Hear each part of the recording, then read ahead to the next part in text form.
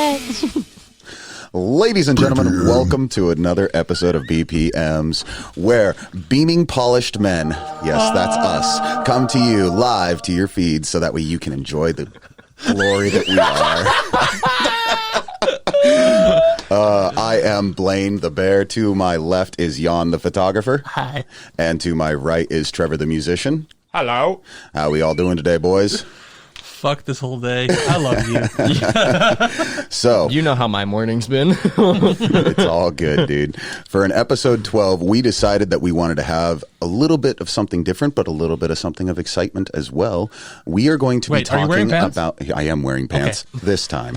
But we wanted to talk to you all about interviews, bands being interviewed, how you can go about interviewing bands, and what better way to do this than to interview a band. Am I right? Oh my gosh. I think that would be the best way to do that, Wait, don't you? is that why I'm seeing this really big face? Is that why I'm seeing this handsome, luscious-haired devil over here named James from the band Marked Life? How you doing today? Hold on. This is James from Marked Life? This is James from Marked I thought Life. this was James from the Maybelline commercials. Shit. Look at that hair. You could never deny it. Hi, James. Welcome to Three Idiots with a Button. I'm flattered. Like they said, I'm James from Marked Life, and I play bass, and I'm ready to hang out. Oh, yeah. Awesome. That's what I like to hear. So, like I said, we figured the best way that we could kind of go about going through interviews for folks is just kind of sitting down and having one for real. What we will do is kind of at points, we'll kind of give pointers to each other if there's something that's standing out that's like, hey, you know, if you approach things this way, it can go a little bit smoother. But for the most part, we want to keep this a pretty straight interview because Marked Life actually just got done dropping a brand new single of Lose Someone. And by God, is that track killer. Now, if I'm not mistaken, that features, oh my gosh, I'm going to mess up the name. What's your buddy's name that is featured on the track? That would be Kenny Stroh from Dead Vectors and Pathogen. There we go. Oh, he's from Pathogen as well? Yep. Yeah. I didn't Correct. That's know dope. that. Yeah, I didn't know that either. Yeah, I'm a big fan of Pathogen, so that's actually really cool. I didn't know that. So, Total monster. yeah, awesome. But yeah, no, so we kind of wanted to just sit down and just chat with you guys because, I mean, I'm a huge fan of Marked Life. I'm going to say that straight up. I remember when the Just Def video came out, Cameron from the Dreamer Agency, who is the agency that you guys work with, was posting that, and he's like, you guys got to check out the newest band on the roster. This is Marked Life. I listened to that song, and I was like, oh my God. I think I must have made 5-6 posts on that like video that he posted on Facebook, and I was like, this is amazing. How in the hell are these guys this good? This just is to be ridiculous. Very clear. When he first told me about you guys in person, he did the whole giddy fangirl voice and everything. It was brilliant. It really was. Like, I genuinely was blown away by the sound, the style, and every song since I have just been a huge fan of. So I'm really excited to get down and talk with you today. And I know that Trevor's a fan as well. I know Jan's a fan. And then I'm excited. I really am. I like Marked Life a lot. This is really a big deal for me. I enjoy this. Oh yeah, I'm glad you guys are stoked on it. Oh, yeah. Now, I will say that I'm a little heartbroken, though, because I did try to win your guys' limited One Pink record. And I went on YouTube. Man, I shot crazy. home That was from a work. crazy night, man. I was like, You're I running want the this. wheel, and that was something else. Yeah, it was a real bummer. I was we were out in LA 2 weeks ago when we dropped Lose Someone, the newest song, and we ran it on Saturday with Cameron. We had like this idea from this band that Sam and Caleb are big fans of, and I'm just like, all right, so we're gonna do this wheel thing, all right. And we had like 200 pre-saves, so it was like a shit ton of like names on this thing. And we're like, all right, we got to get through this like without it taking like 5 hours. So like we did like 50, 100 people intervals, and every 50 or 100 you gotta win. And it was funny because during the live stream I was like, I'd see like somebody I know pop. I'm like, I'm sorry. I'm just like, I'm sorry. I'm sorry. I'm like, it's just the wheel, man. And then we chose like this. We've been watching this TV show like all weekend called. It's on Facebook. That I never heard of it before. It's called The Real Bros of Simi Valley. Oh, okay. And we found this song on the website that was very like, I don't know, like almost. It's like it said like clown, like hype or something, or like some weird name. It's like a default track that you can select every time it spins the wheel. But it's like some EDM, like dubstep thing. And like, it was just super bro music. And we were like, we're going to play that every single time. And it was just like ridiculous. And we're just like fist pumping the whole time. But yeah, GTL. I saw a lot of friends lose their bet on that one, unfortunately. It's all good. Well, to kind of go over Marked Life a little bit, you kind of mentioned a couple names there. So your guys' vocalist is Sam, and your guitarist is Caleb. You are obviously the bass player, James. And then your drum is it Raid or Reed?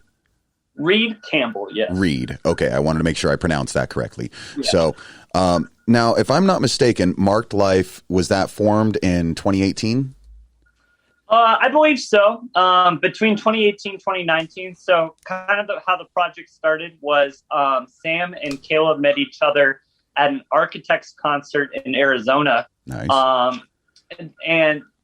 So Sam was wearing this. He rides bikes, and he was wearing this windbreaker. And Caleb's friend Michael, who's also a really good friend of mine, he was kind of like this like douchebag wearing the rainbreaker, like windbreaker in the middle of this pit. You know what I mean? Like kind of making fun of him a little bit. But then they ended up starting talking to him, and they had a lot in common. It was kind of one of those funny little moments because he overheard them like kind of razzing him a little bit, and then they hooked up, and him and Caleb did Just Death. That was 100% the two of them, and the song did pretty well upon the drop. I was actually part of the music video for that, so they needed like a band for that video because it was just the two of them really.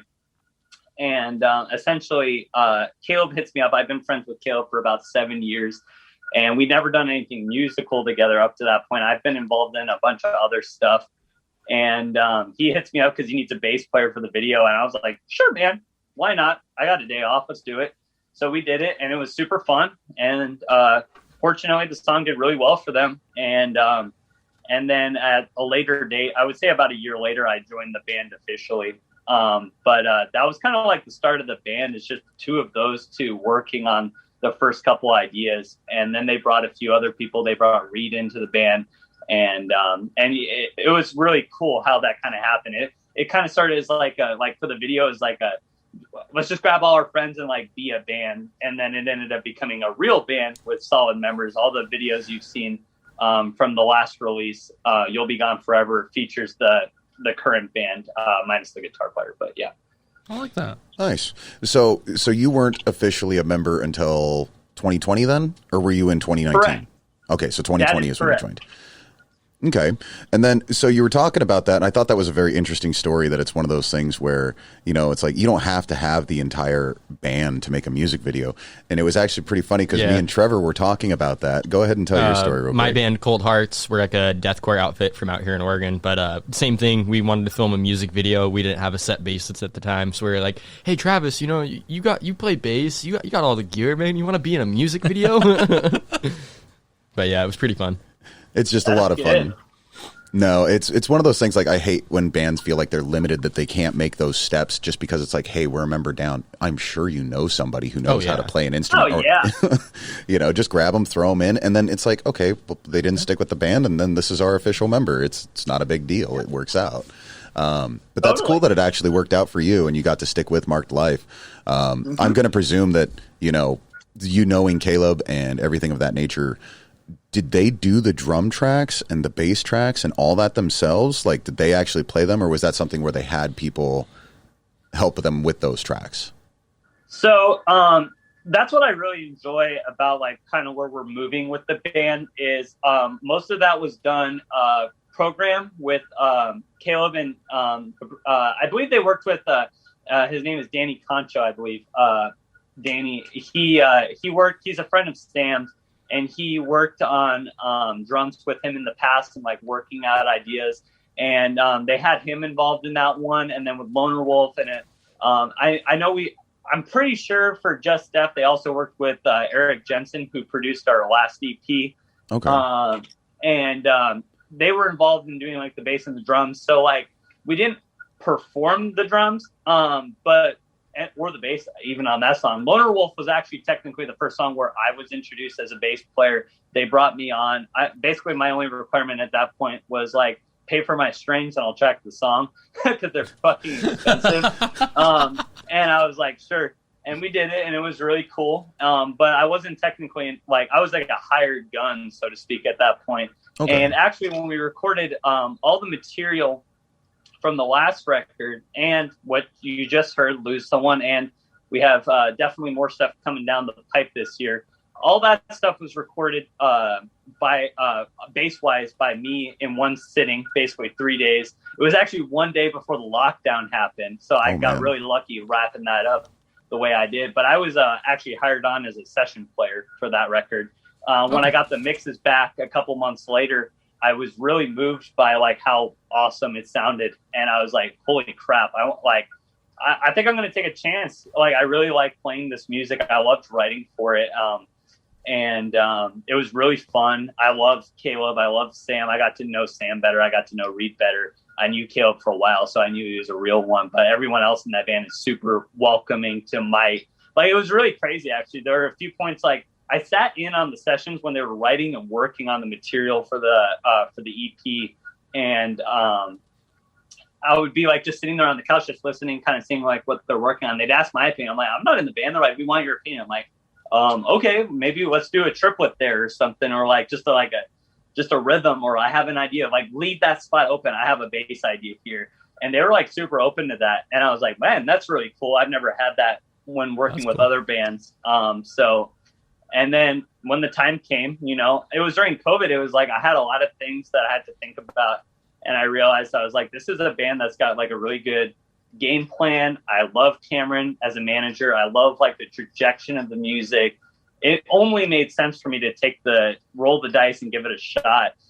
Fortunately, it ended up being like one of the best decisions I made last year, because the band that I was super involved in, my own band with a few other people from Arizona, we were called Audrey Harper, but we ended up dissolving in December. So I was left with Mark Life. I'm like, I am so glad that they stuck through all that crap, and I'm still there, and like we're gonna keep doing it. I'm like, man, that was the best decision I made last year. So, well, that's awesome, and yes, you better stick with it, because I absolutely love everything you guys are doing, and it's fantastic music. So there's definitely no reason to walk away from it. I love it.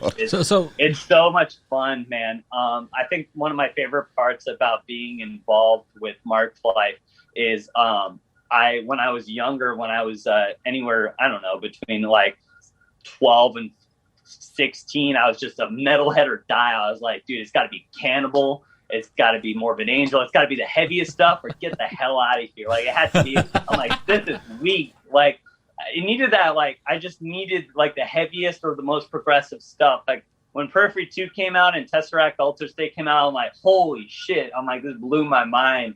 And I was just like, that's all I was into. But then the bands that I was involved in, I'm from Texas and DFW area. And those bands didn't work out or whatever. And I was just like, all right, well, I'm going to take like a good year to focus on my playing, because I think I could be better. And it ended up being like a 5-year period.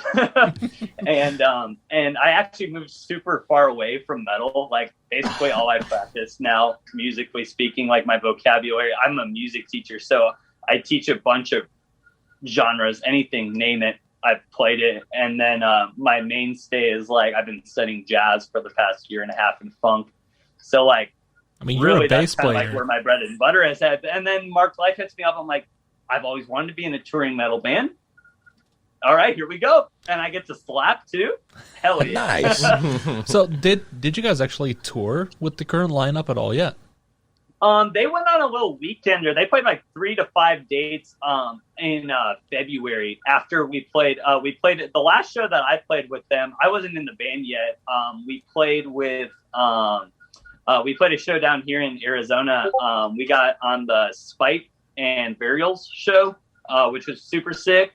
And that was the last show I played with them. And then briefly after that, they went on a short weekender, San Diego, LA, and like something else. So they went on a little tour, not like a full-blown thing, but like a good weekender. I think they had like 3 or 5 shows. But I wasn't in the band. So there's this other homie named Danny he was a really cool dude. He was playing bass because they hadn't like found the bass player yet, even though I recorded everything. I was just really busy with my other band, and I was still like I guess contractual member. Like I was like getting, I did like the recording and stuff. I wasn't like in the band, so I didn't want to like take off 5 days of work to do that or anything. But now obviously we're in a very different position as far as that's concerned. I'm ready to go do a month after after this whole Congrats lockdown. on that. I'm like, give me 2 months on the road, man. I need to get out of this house. You know what I'm saying? Right. Congrats on that Spite Burial show. I was in a little band filling in drums at the time called Smiles, and we were supposed to play that same exact tour package, but up in Spokane, Washington. But due to COVID, it got canceled.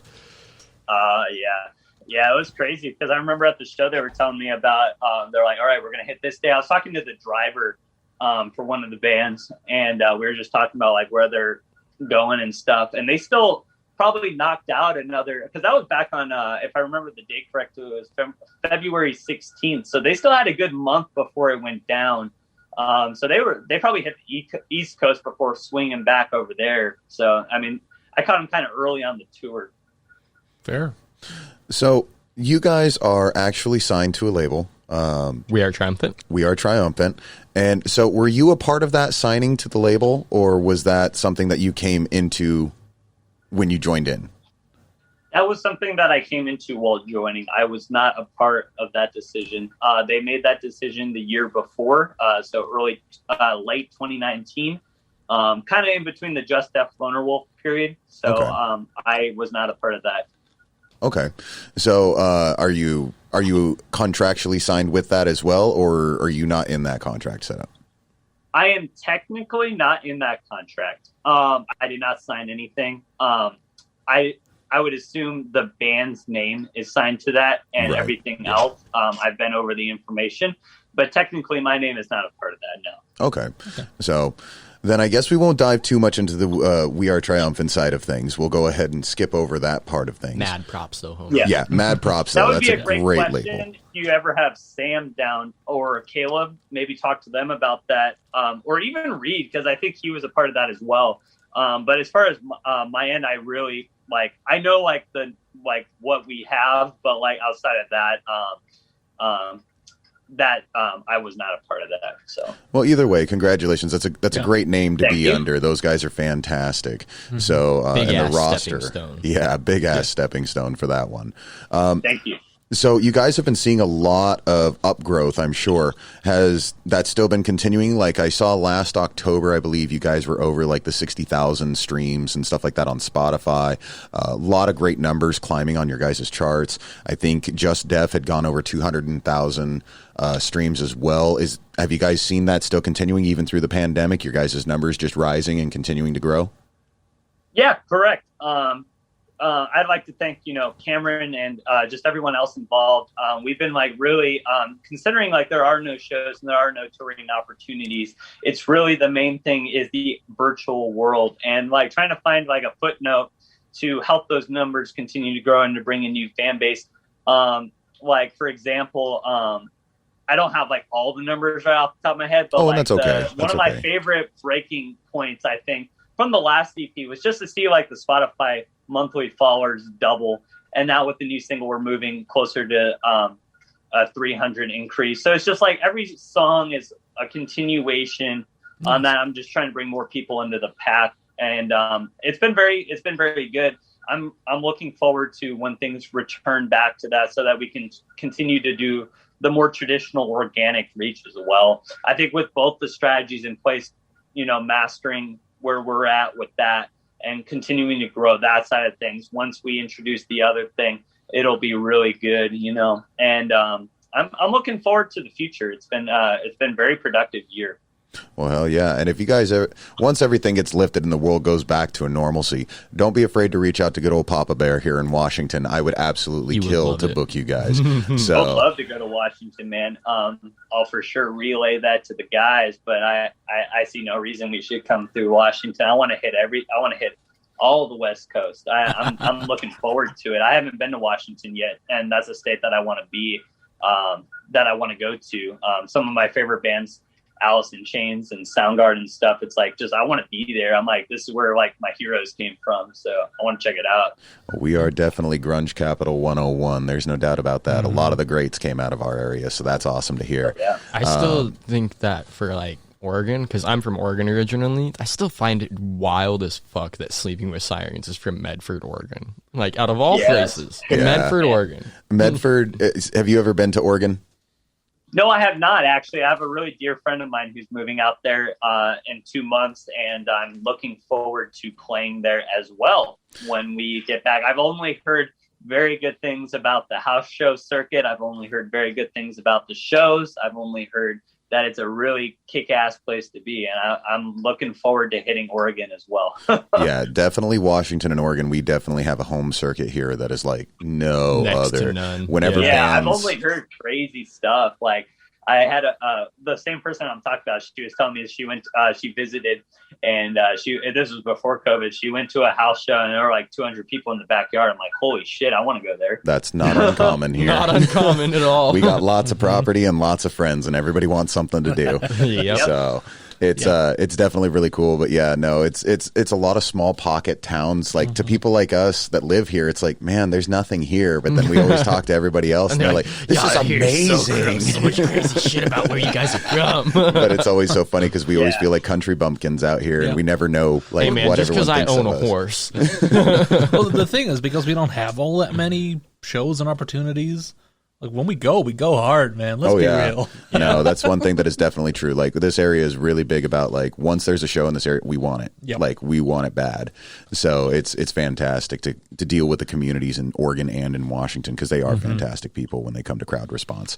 But yeah, sorry, I got trained off the train of thought. You threw me off with That's that okay. Medford Actually, thing. I wanted Go to for kind it. of take a step back because you were talking about, being focused on jazz, on funk, the classic bass genres. What was it like for you kind of moving back into writing for a metal band? That's actually a really good question. I appreciate it. It was really cool.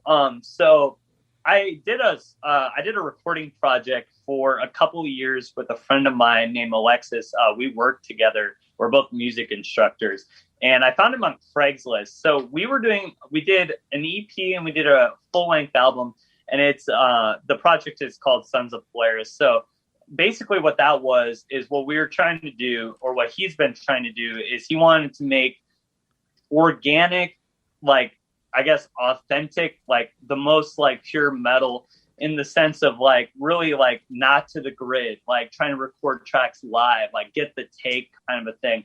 And that's kind of like where I got like my meat and potatoes of like being an adult in music, I guess, like as far as recording, because his standards were so high. So I had to live up to that. And he's like in his 40s.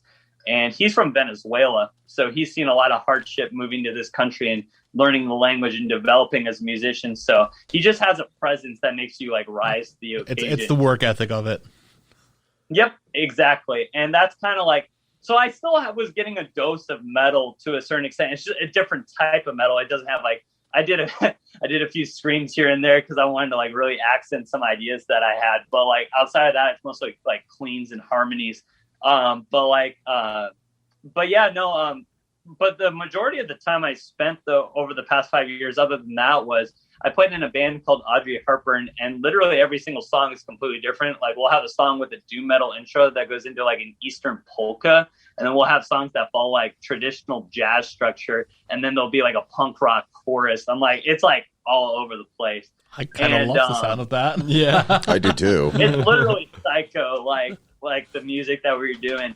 And so I've always been a big fan of jazz, so and funk and all that stuff. I was raised on that, so I've always been kind of practicing it, but I took it more seriously in the past couple of years because I wasn't involved in metal as much. So I wanted to like dial in on these other musical avenues to bring to this really weird project, and that's kind of like where it came from. And also just teaching, because I'm a music teacher. So teaching all these genres that I hadn't been exposed to because I was such a diehard death metal fan. And really just opening my avenues. So like when I wrote for Marked Life, it was like one of those things where I was there for the week when so something that I don't think even Sam or Caleb has talked about on a podcast is they wrote all those songs that you have heard and that you will hopefully soon hear as well in 1 week on the spot. Damn. So that whole EP was done. I mean, I can remember it like Pitch Black. Alone Art was older. Sam and Caleb had been working on that one. So that, I guess that one doesn't count. But basically everything else was done like in a week. Like they sat there and I watched them like, all right, we have an idea. Let's grind this out. And I would see them sit there for like 8 hours at a time and they wrote everything. And then we recorded everything like the following weeks that preceded that. And I was like, I remember Caleb told me like their approach going in the studio. And I have experience with recording with other artists and, you know, my own endeavors and stuff. And I told him, I'm like, dude, you guys have to pre-pro this stuff. Like, I don't know what you're thinking. I think this is crazy and reckless. But he was super confident. And they went in and they actually did it. And it's the only time I've ever seen a band succeed in that method.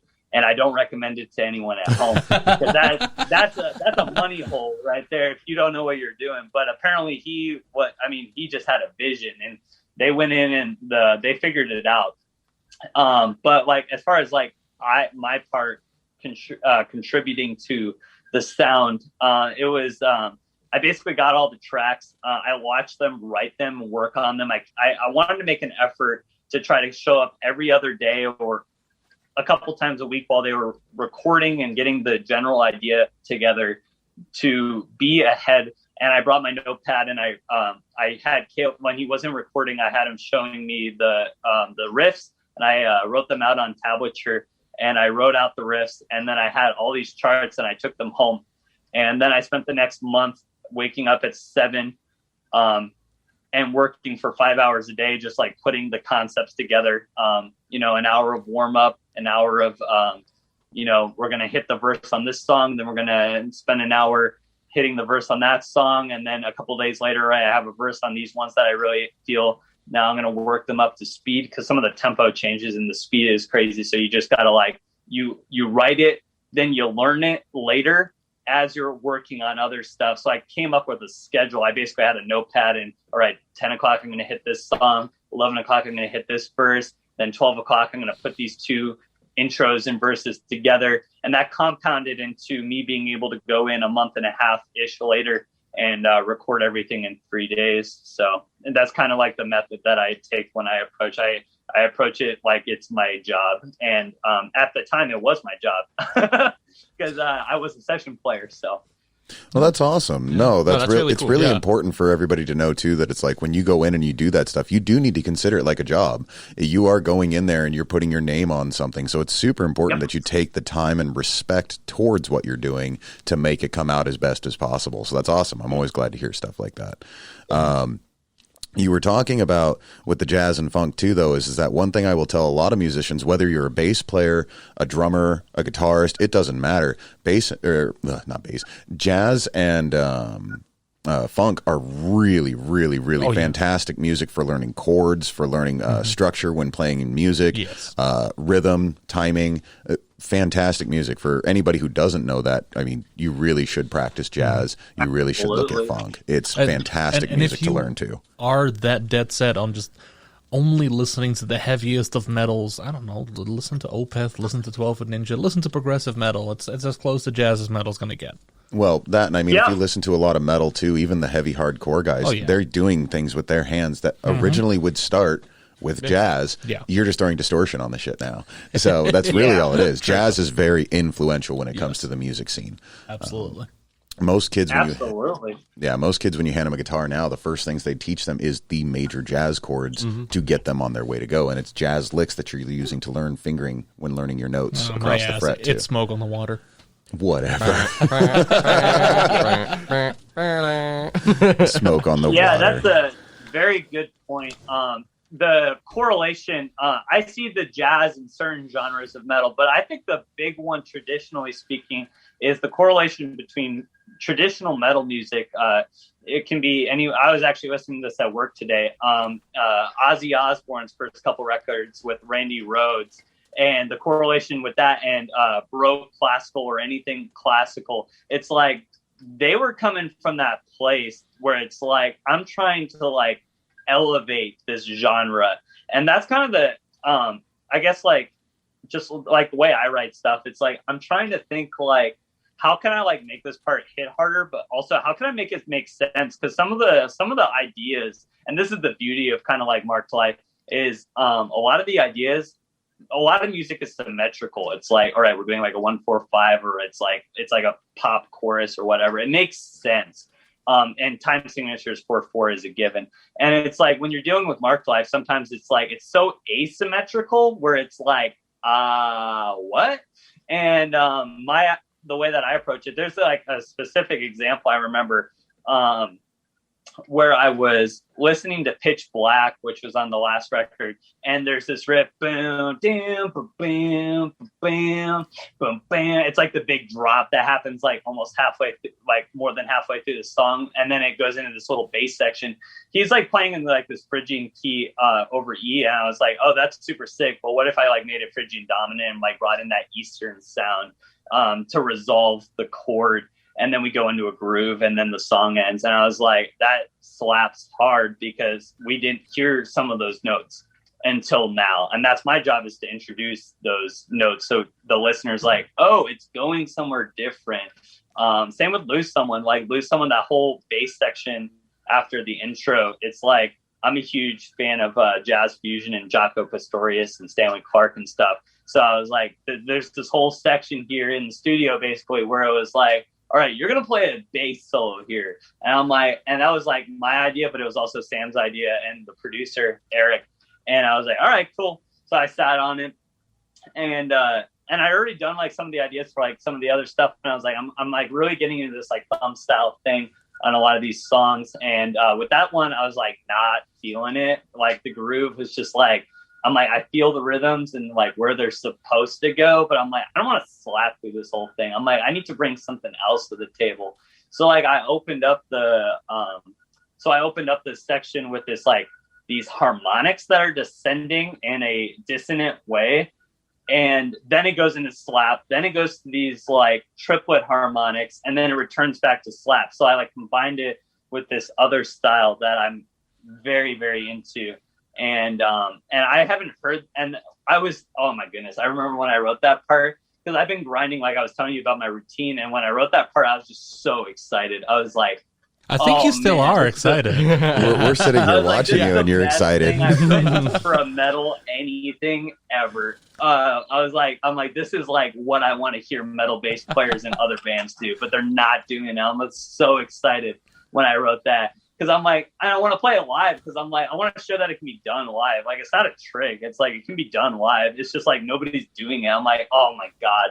And I remember like, I sent the video, I had it's on my Instagram, but my buddy, my roommate, Zach, who was in my other band, he filmed me doing it because I want to give them an update on like, that I'm not like, not writing. And I was like, prove to them that I'm actually like doing this thing. And like I sent them that, and Sam sent me a text message, and he's like, what is that? That is not of this earth. And he was freaking out. He called me, he was like, dude, I'm freaking out. And I'm like, dude, literally, that is like 1 out of 5 ideas. And then they all ended up making it on the songs and stuff, and he was like, holy shit. That's awesome. It made me so happy. I have to say, like, it's so nice to hear someone both so excited and so technical about what they do. Yeah. I mean, it's not just your hair we love. It's also that part. Like, I'm honestly just sitting here smiling and getting excited because I'm literally watching you physically get like more and more jazzed and excited about it as you're talking about it. It's that's what music's about. I showed a few of my students some of the ideas that I was like working on as I was writing them. I'm like, dude, I came up with this idea today, and like I'm working on this thing, and they're like, what? I'm like, how do you do that? And then the whole lesson ends up being like, how do you like achieve false harmonics, and how do you like approach that? And then like giving them stuff to work on. So all my kids who are working on stuff, I'm directly feeding them everything that I'm doing just into their curriculum, so that hopefully there's better bass players than me. That's awesome. Oh, that's super dope. I'm like, the only reason I'm good is because I put in the time and the discipline and the practice. If it wasn't for that, if I just continued to think that I'm like something else, I would not be having this interview. It's just a matter of putting in the time. And that's what I tell everyone who's like, if you're 50 and want to play, dude, if you practice every day, you'll be fine, dude. It's just a matter of finding people that have the same like music, a vibe that you're going for, and like just being open-minded. Like if you're like thinking you're like hot shit, you have like no place in this industry. Like I agree. You just don't. Like you just gotta like think you suck every day and like grind, and then you'll be like, all right. And that's like what I do. Remember that, kids. You just gotta play like you suck every day. and if you can, and I get it completely. Yeah. I do. But it is a great saying. Is that if you never get an ego about yourself, you will always grow.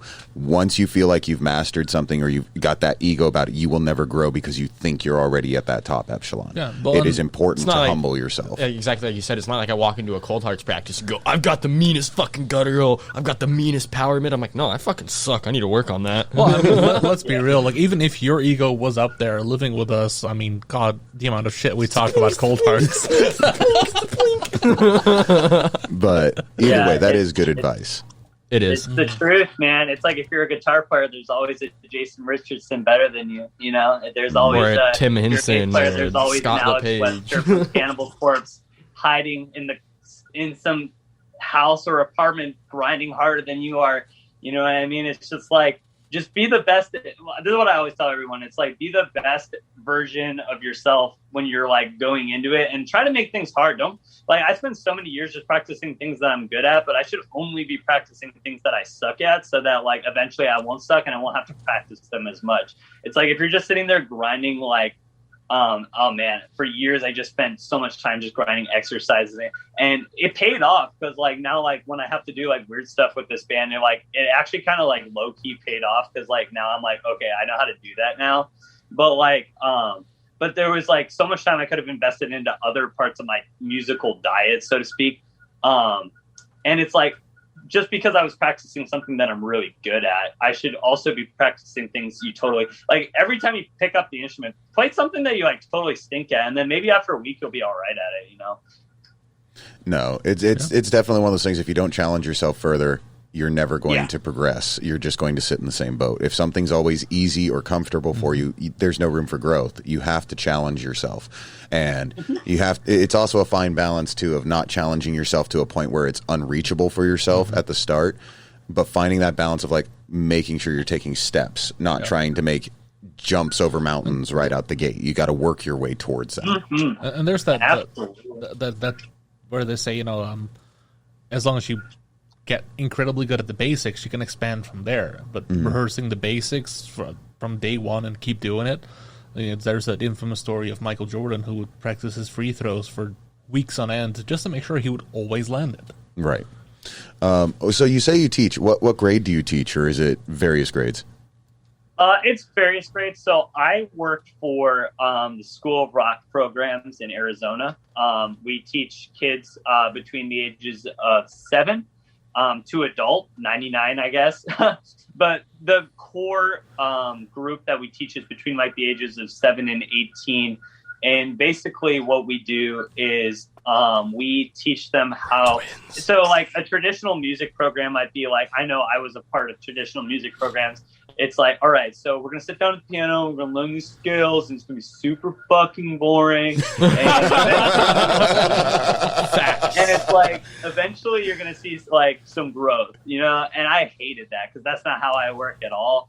I'm the guy who throws out the manual. I'm like, just put me in there. You know what I mean? I got to figure it out on my own. But essentially the way we do it is like backwards. So like, for example, if I have like a new student or something, I'll be like, all right, so like kind of like where you're at. Because the thing about, I guess I'm like kind of like in my own category because like the bass thing is different than like drummers. Like you get like 6-year-olds coming in, they just want to hit shit. You know what I mean? You get singers who are like little 7-year-old girls and they don't even know how to read yet. You know what I mean? But like bass students are like, they kind of already know what they want a little bit. So it's like a little easier for me in that sense. Cause like most people who come in are like, like my dad plays bass, or I have a friend who plays bass. I like already kind of know what it is. Like I'm ready to like work on this thing, or they already know how to play a little bit, and it's more just like creating a routine of growth. But essentially, like one of the programs that we do is we get the kids playing together in groups. So for example, I'm running a show right now where I have like 18 kids on various different instruments, and I assign them songs, and I need to get them to play together so we can play an 18-song set in 4 months.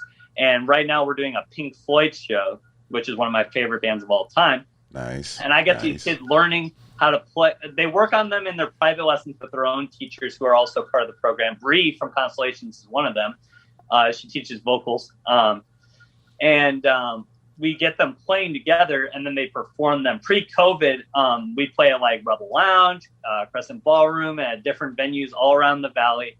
And now we've been doing live streams to kind of circumvent that. But I see this year we're doing our first outside show in over a year at the end of this season in May or June. So hopefully that works out good. But essentially my responsibility is to get them like not sounding like crap together. And it's really cool because you have beginners with like super shredders, and the super shredders inspire those younger kids to like, oh, this is how good I can be. So I have to practice harder. That's cool. So that's like kind of like what I do every day. That's like my job. That's kind of how I pay the rent, is doing that. And I was introduced to that through my my friend Alexis, who I mentioned earlier. We did a Sons of Polaris record together, this progressive rock metal thing, and he's been working there for 8 years, and probably 3 or 4 years at that point. And he was like, "Hey, you should apply here. You can actually play a little bit, so like give it a shot." And I did, and now this is where I'm at today. I think the important question that we're not asking here, is there a chance that you and Trevor were separated at birth? Yeah. So hear us out on this. Just a few episodes back, Trevor actually helps out with rock and roll camp. So what he does is almost the exact same thing you do, except he does it and they go out and they get... You talk for a second. You talk. So our rock and roll camp's a little bit different. We get like anywhere from 70 to 120 kids a year. It's only a week-long program, but I volunteer my time for it and all of our gear and this and that because shit's expensive, you know. But so pretty much we split them up into workshops. There's like a drum workshop, bass workshop, guitar workshop, ukulele, violin, strings, trumpets, horns. I thought you were telling me I had something on my face. No, I went like this because I had an itch. Keep going. But so pretty much from that point, after they get done with their workshops, we split them up and we teach them all sorts of things. We teach them like promoting, journalism, recording. There's a couple of recording studios in Pendleton where I'm from that we'll go into, and we'll teach them how like DAWs work, shit like that. But then at the end of the day, on the first day, we split them up and we tell them, hey, you guys got to make bands now. And so pretty much, like you said, you get the super shredders who are really good and inspire the kids who aren't so good. And you put them all together, or if they can't find like a drummer, we'll help them find a drummer, or even the counselors like me will sit in and play drums for them. But I think that's really fucking sick. Like, it's weird. We were separated at birth, dog. Super sick. No, that's super sick. A lot of our camps, like we run these summer camps that are very similar to what you're talking about. Like a bigger group of kids within or without the program will sign up and do like a 5-week immersion. Yeah. And we basically just have to like in 5 days, like get them to be able to like sound like all right. And that's exactly. That's exactly a little bit of that. Yeah. So like at the end of the week, we used to do it at the art center, but then we way outgrew that with like all the kids' parents, us, and all the camp kids coming. So now we block off, I think it's the 600 block of Main Street, like the entire block. We block it off street in to street in. We've set up a big ass stage, backline, PA, and they just get to fucking go ham on it. They get to play like 1 or 2 songs, and it's actually a really cool experience. And for those of you who want to hear more about that, of course, episode 6 of BPM goes way in depth on that too. Yeah, it does. Yeah. Super sick. And that's the one before we've been tainted by Cameron Norris, so it's all good. No, that's really dope, dude. That's weird. We're like long lost. You guys have a lot. Like hair on that one, the hair. I love it, dude. I can't wait to party with you, man. I can't wait to get down there in Washington. There you go. Maybe what I'll have to do is if I can get these boys booked down here, what I can do is do a Cold Hearts Marked Life setup. Right. That way you guys can throw down together and have some fun. Yeah. I'm going to shamelessly plug my own band to you. You should go check out Cold Hearts. We're that funky, weird deathcore category. But yeah, you should go check it out, you know? Shameless plug. Wow. So, all right. So I've got a question for you. What does marked life mean? What was the meaning behind the name? Why is there a semicolon in your name? I don't think anyone in the band does, he says. Yeah, no.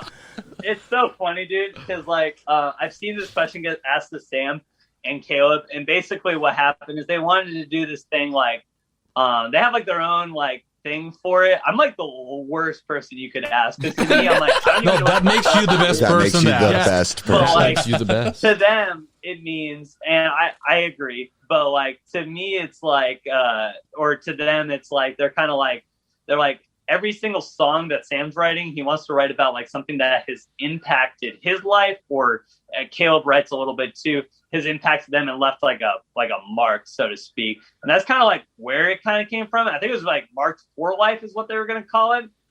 But I think like, now that I'm looking and Googling and like checking statistics, I'm like, there was a punk band called that at one point. So they probably opted for the And probably semicolon, 7 tattoo shops.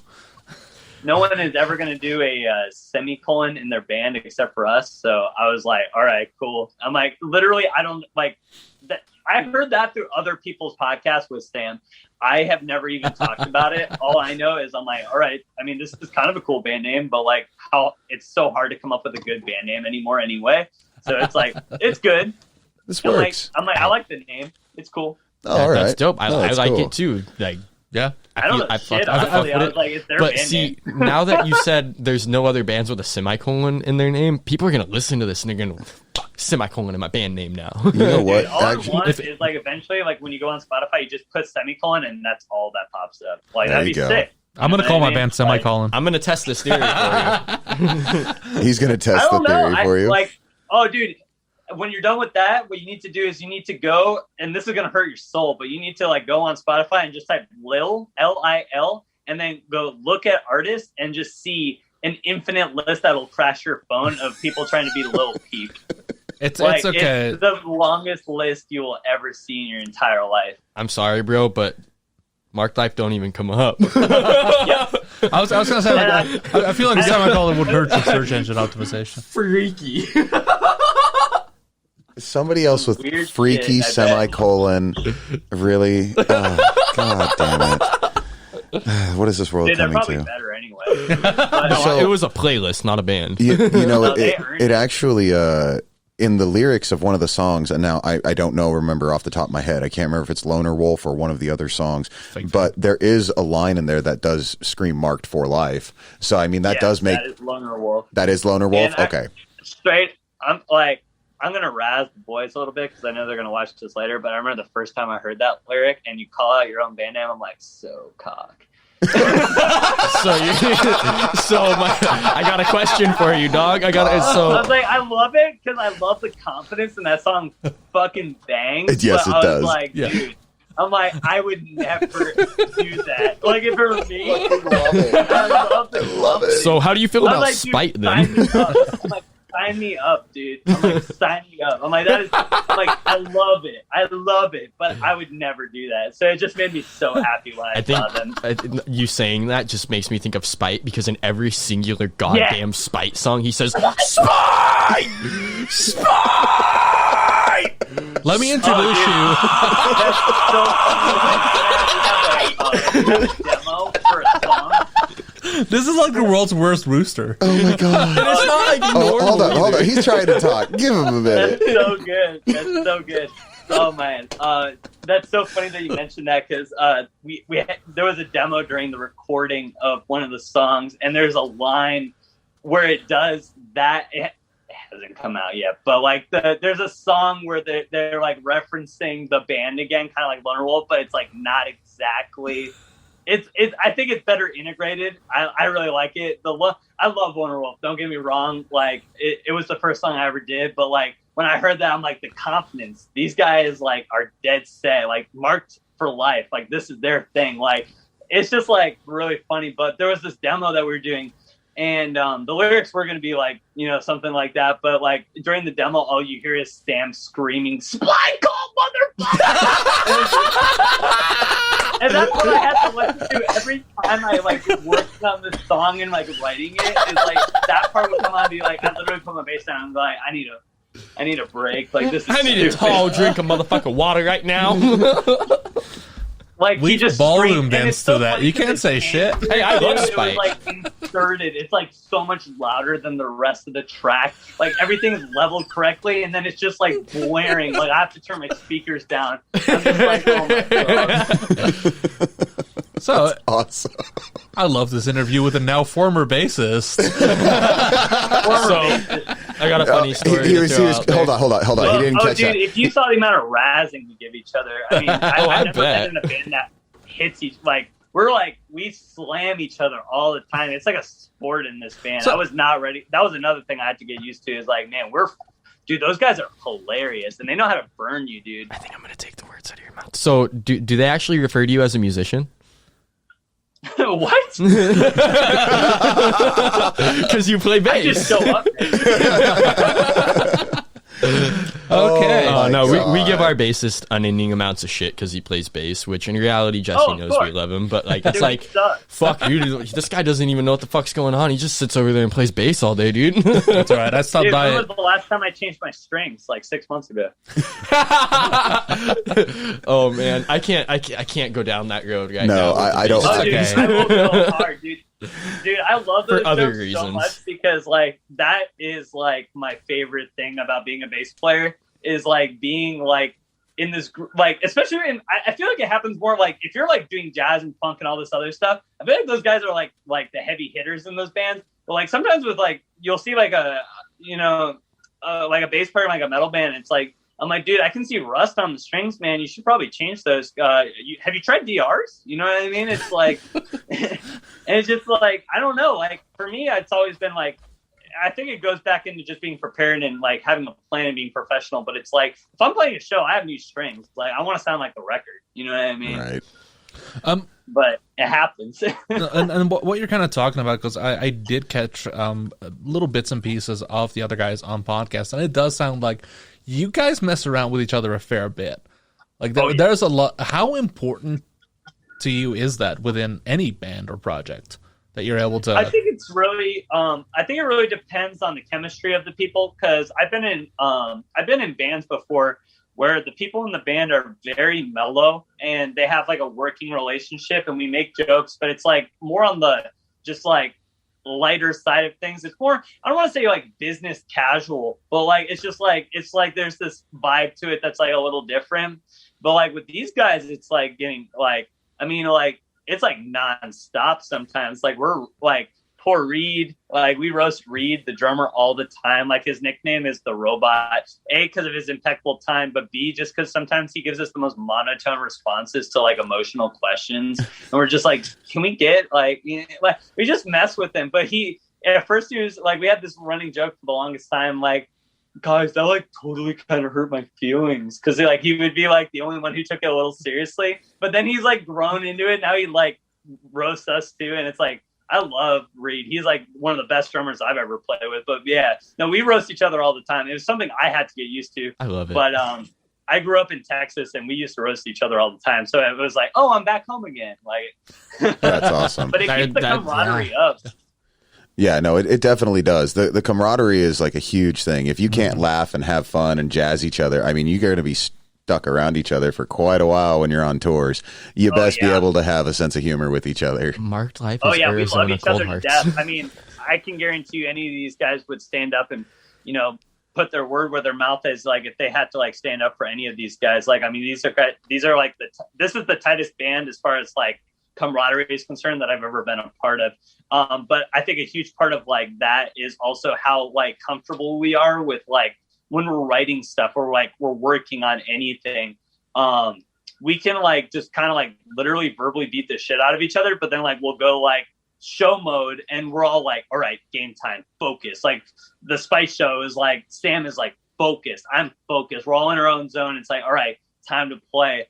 And then we're chilling. And then when the show's over, then it's like, all right, that was good. Let's analyze. What did we do good? What did we do bad? Like any show I've done with them, I've only done 2.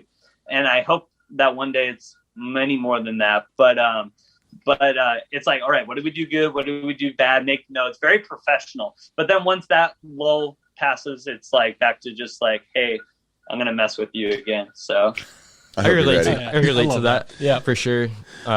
I mean, we've definitely nowhere. I mean, I don't know. Maybe we've played somewhere near big shows like that. But I remember the first time we played with Slaughter to Prevail, we were all razzing each other on the way to Spokane. Fucking Taylor's in the fucking passenger seat moshing to Taylor Swift, and we're all just talking shit to each other. But the minute we like stepped foot in the venue and like we loaded in, we backlined, we sound checked, even though we were one of the openers, even though we traveled fucking distance.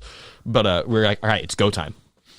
Yeah, totally. See, That's exactly how we are too. You guys are the exact opposite of me. I was gonna say. See, I'm super serious and hardcore all the way until you get me in the building. And then once I'm in the building, that's when the gloves come off and that's when I'm in my zone. So the rest of your band changes the other way around. Yeah. So I'm in a band, and the thing that I do is I'm the singer, okay, and I have what's called Captain Dad Bod. It is a superhero persona that I put on. I actually wear a cape, I put on a mask, and my gut's hanging out, and it says Dad Bod for life written on it, usually with Sharpie. And so I am literally the superhero for dad bods out there. So when it's go time, that is the time that I am like, fuck all y'all, you best be ready for what's coming your way. I love that, dude. That's amazing. That you guys would have been great with my old band, Audrey Harper. And so, like, what we used to do in my old band is we used to like dress up in crazy like outfits and like wear like I was super 70s and stuff, and like I would wear this pink hat like every night. I was wondering. Yeah, I was think wondering. we've all had the same question of what that is. No, I knew it was a hat. I was just like, that's awesome. Oh, yeah, dude. Yeah. That, but you put that on, and now I take you 10 times more seriously. So, leads me to a bit of a question. There's a stereotype about bass players, especially among myself and my photographer brethren. Why won't you guys move on a stage? That's a good question, man. And that brings me kind of back to this whole thing, really, is like when I was playing with these guys, I'd be like in the crowd, like dancing with the people and going crazy. But that was a different project. With Mark to Life and the bass lines that we play, I'm like, I get in a, it's funny because the first thing I learned about being in Mark to Life Live was, it really depends on the project. But like with Mark to Life Live, what I learned is we played our first show out in California back in, I think it was January 25th at like some DIY thing. And the first thing I learned was stay 10 feet away from Sam, because that guy is like literally kicking and throwing the microphone and going hard. And I was like, all right, I need to stay in my corner. But yeah, no, like when we go back to like playing shows and stuff, I felt like when I wasn't technically in the band, I need to just be there and like groove, and I need to like work on it. Like, just like, I need to represent the band, you know, but like as a session player. But like now that I'm in the band, once we know things are good, I'm going to get the contacts back. I haven't had contacts in a couple of years. I've just been lazy and just been wearing my glasses. But I'm going to get the contacts back so I can go a little harder, because these things fly everywhere when you're playing live. Yes, they do. Yes, they do. And it's the worst thing ever. And they get all sweaty and gross. It's like, you don't want that.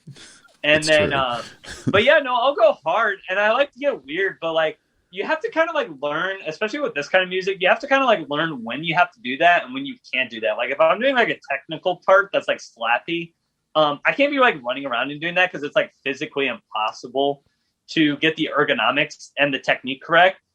But then there's parts where you're only playing like one note in a rhythm. And it's like, well, that's the part where you need to throw down, because you can afford economically to do so.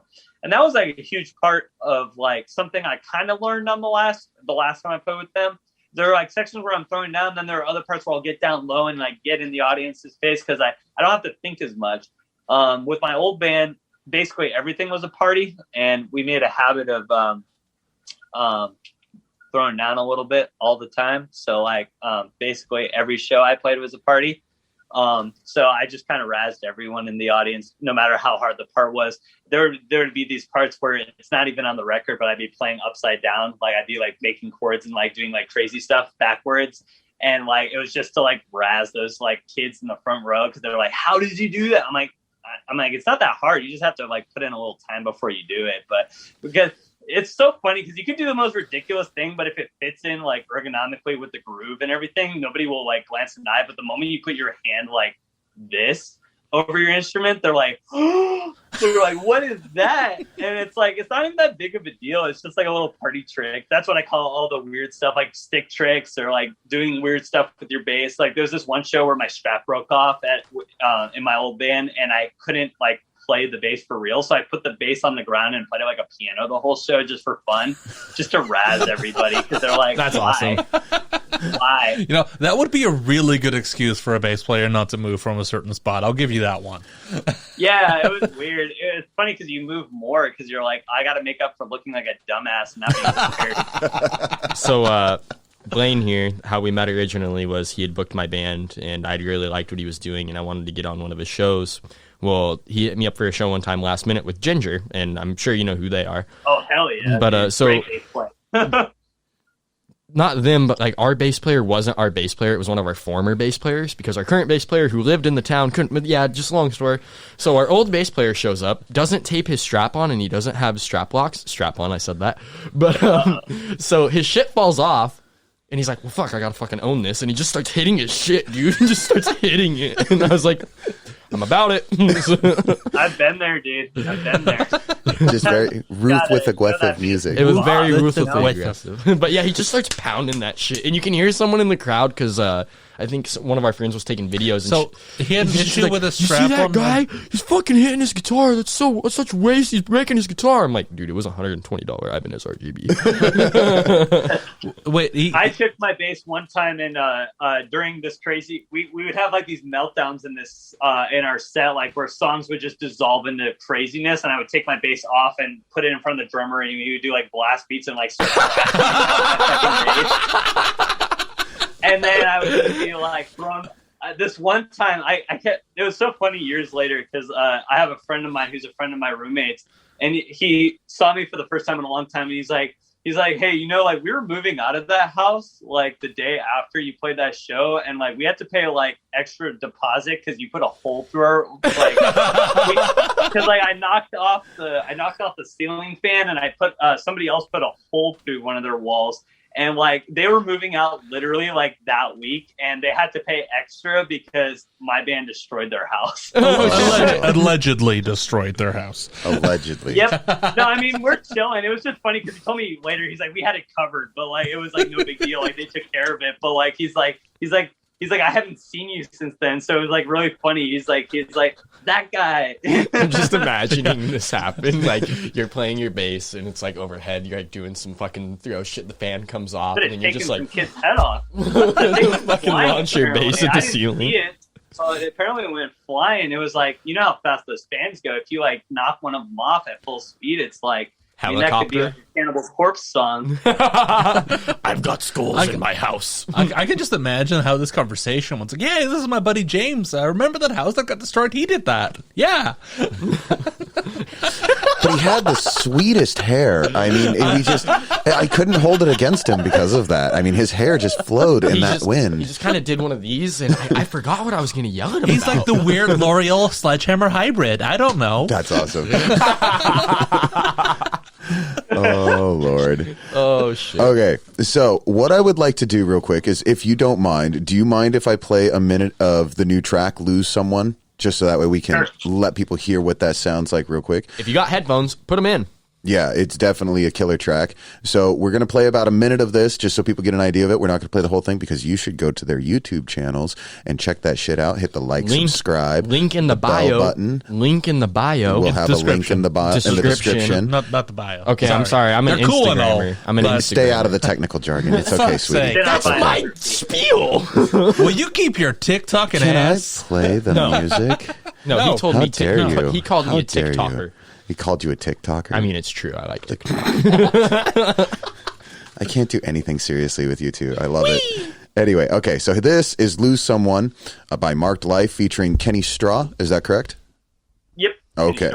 So, Stro or Straw? I'm pretty sure it's Stro. Okay, so Kenny Straw. Kenny, yes. Here we go.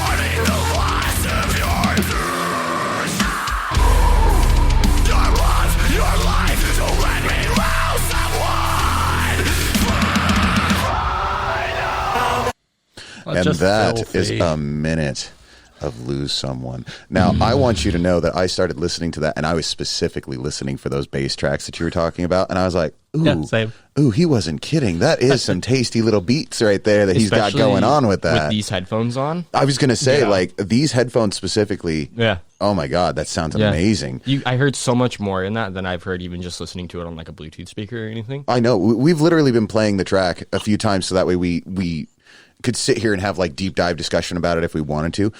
I'm not kidding you. Like, I think that's the first time I've truly heard exactly everything he was talking about with like his bass track. the harmonies and the weird ambient shit in the background. Yeah, totally. With the fake false and everything like that, like he was talking about. That is dope, dude. I got to give you props on that bass line. you. That is Thank you very so much. good. 100%. Thank you. But yes, so for everybody who, again, that is marked, semicolon, life. It stands for marked for life, but it's marked semicolon life. The track is Lose Someone. Go check out everything. I mean, I fell in love from the very first track, Just Deaf. My Lona favorite Wolf. song is Pitch Black because of that fucking. It's hard to explain without You just playing love the it. darkness. But you should play Pitch Black really quick. Okay, I'm going to play a quick moment of Pitch Black. But this is my favorite track. Right here.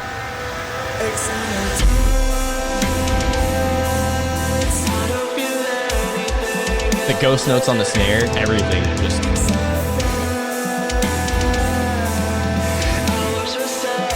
So good. It is.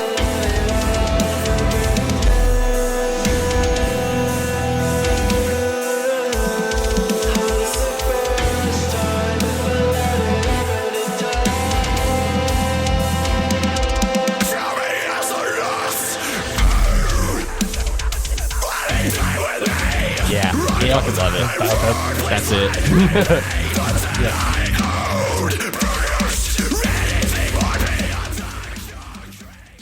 So, but yeah, absolutely everything by Marked Life. You guys need to check it out. They are a phenomenal band. I love the fact that Pitch Black really gets to show a different side of it too, because it gets If a I lot could more of that clean clean sing, singing like I'd that. totally be covering that. I thought your Katy Perry skills were there. Oh, shut the fuck up. Britney Spears over here. Oops. Oh Lord, help me! All right. Sorry, bro. Anyway, but yes. So James, is there a favorite track that you stand by more than any of the others with Marked Life? Yeah. As far as like what's currently available to your listening ears, I would say Lose Someone has really grown on me a lot. Just overall, it's super short. It's fun to play. It pushes me as a player. I love playing that song. I love Pitch Black too. That one is really fun. That I think as a group, that is our favorite one to rehearse and play. We did a few live streams where we played that song. That one was really fun. There was also a song that we performed on one of our live streams. We played at the Nile Theater in Phoenix, not Phoenix Mesa, but Phoenix, Arizona, whatever. It's one big thing. Yeah, it's but all like the same with me. down in Mesa, we played a song on that show, which we said was a new song, and I guess it is a new song because you haven't heard the studio version yet. But we played a song off. It's called "Marry Me," and we played that on the live stream. So go check that out. I believe it's still on YouTube. That is my favorite song to play.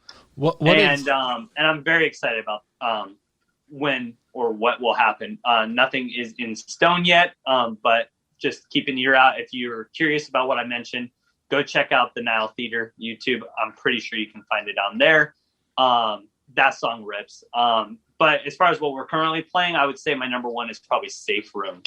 Really? All right. Yeah. Yep, I That's love not a Safe bad Room. choice Safe either. Room That rips. song is bitchin' fucking just ready to growl at your face. My question is, that's what you're talking about. What's currently out there. You kind of hinted at it in the beginning that you guys have been working on a bunch of stuff this year. Yep. What do we have to look forward to from Marked Life right now? Well, obviously Keep an eye out. You can't tell us nothing's- everything. Big announcements coming soon. No. Unfortunately, I cannot. But the only one I can mention, because it's already been mentioned before, is "Marry Me," because we did perform that, and we did say it was a new song on the Nile Theater live stream that we did. So go check that out if you want something that you haven't heard before. As far as everything else is concerned, it's all classified, and I So am fancy. He's But a I guarantee very you, you'll be professional hearing new man. stuff. I can say you'll hear new stuff this year for sure. Fuck yeah, that's all I care about. Is I want more new stuff. Definitely looking forward to that. Very soon. Yeah. Ever since Blaine your house. turned me on to Marked Life, I've been like, let's fucking go. Right. Yeah. Plus, you guys need to make more records so I can have a record. That's a good point. Absolutely. I That is need that. definitely a goal of mine. My main thing with that one is, like I was telling the guys, I thought it was really cool that we did like a one of for the giveaway.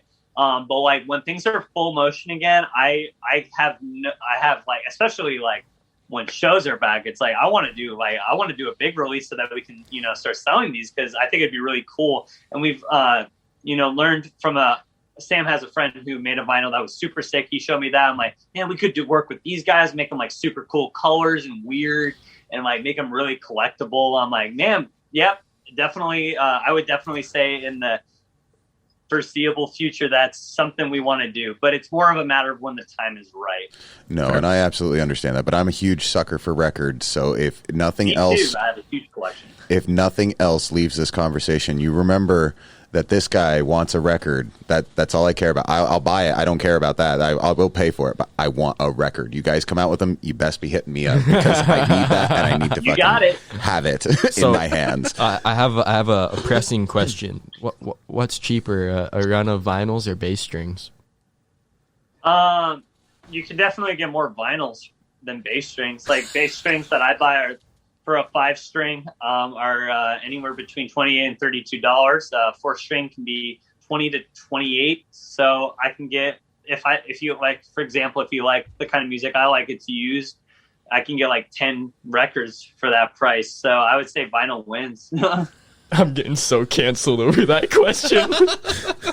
I'll explain it later. Okay. Anyway.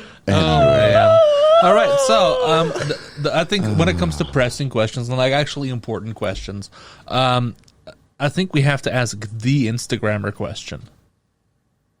Okay, tell us about your hair care routine.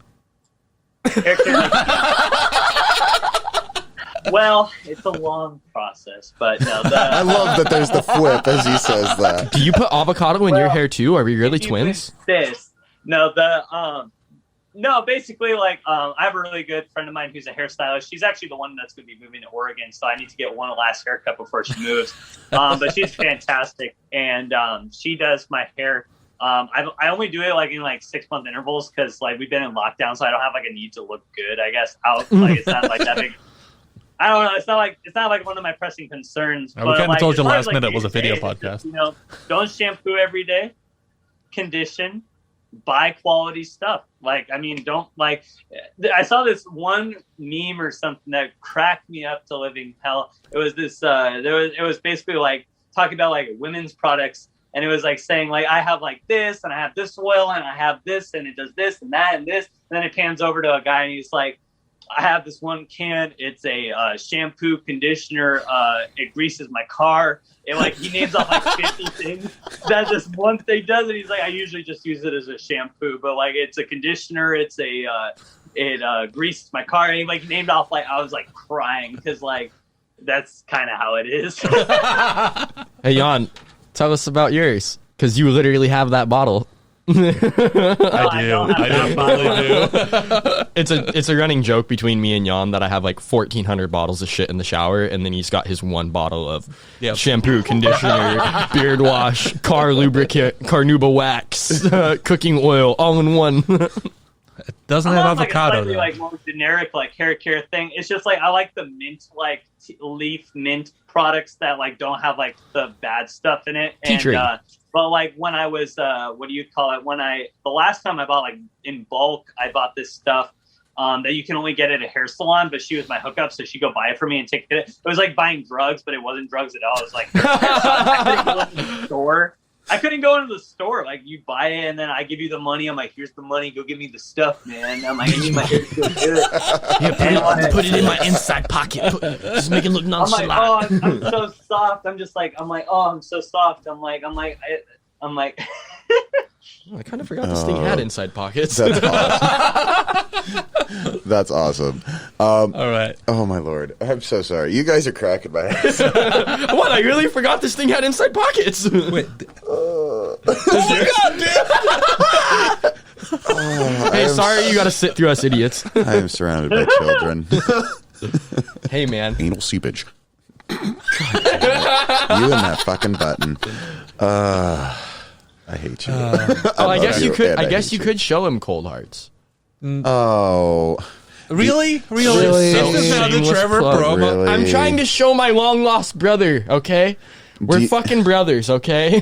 Wait, you're what kind of brothers? Do you want to hear a small pinch of what Cold Heart sounds like? I wouldn't go all the way up because that's the loudest one on the board. I would love to hear it, but is there a possibility I could use the restroom real quick? Yeah, go ahead. You go. Go. We'll take a break. We'll be Do right that back. up for me. I want to hear it. We'll No worries, we'll just keep it there talk for you. shit to each other for a minute. No, actually, so one of the things that I would like to do while he's taking his break is kind of go over this. It's given us a chance to have an interview, but like we said, we want to teach about interviews as well. One of the things, if you're a band that's never been interviewed, think about the things you would like to be asked. There are some questions that it never hurts to tell your interviewer that's like, hey, no one's really ever asked us about these things. You can talk about that stuff if you want to get it out there. Another thing that's really important too is that from the interviewer perspective, you don't want to just ask the basic question. You don't want to. There's always those simple ones. There's always, what's your name stand for? Where are you from? What year did you form? What's your haircut? What genre of music do you play? What genre of music do you play? There's the standard basics, and odds are, if you have the right conversation, those will come out naturally. They don't need to be something that's taken and made an official question in front of you. The other thing that's really important too, do your research on who you're interviewing. Take the time to go look at their pages. Take the time to go look at their bios. See what they've been up to. See if they've been really climbing on the charts as of lately. See if they're signed to anybody. Have those conversations ready to go. And when you ask a question, don't be afraid to open it up a little bit and ask it a little bit more broadly, so that way that the person you're interviewing can have a conversation about it. Nothing about an interview has to sit with, I have specific questions, you will answer these specific questions. That makes for boring interviews. We've literally talked about hair care product before we got to this point. We've drifted, and that's okay because it happened naturally. And I'm not going to lie, like if it wasn't the hair, I would have asked about the hat that was in the background because I had questions. And Right. to tell you the truth, these are all things that until we decided to do this episode that I didn't really have a clue about, because I mean, I've never been interviewed and I've never really done a legit interview with anyone else. So everything that Blaine said has been knowledge that I've taken from even our own podcast. If you're a musician and you know you're going to be interviewed by someone and you struggle with interviews, if you struggle with public speaking in general, tell them like, hey, I struggle with this. If it's an interviewer worth their salt, they might even shoot you the questions that they have roughly lined up for you, so you can roughly prepare your answers. Gives you a chance to kind of get your elevator pitch in check, and talk about what you want to talk about, and then go from there. And at the very least, you know what your bullet points are going to be.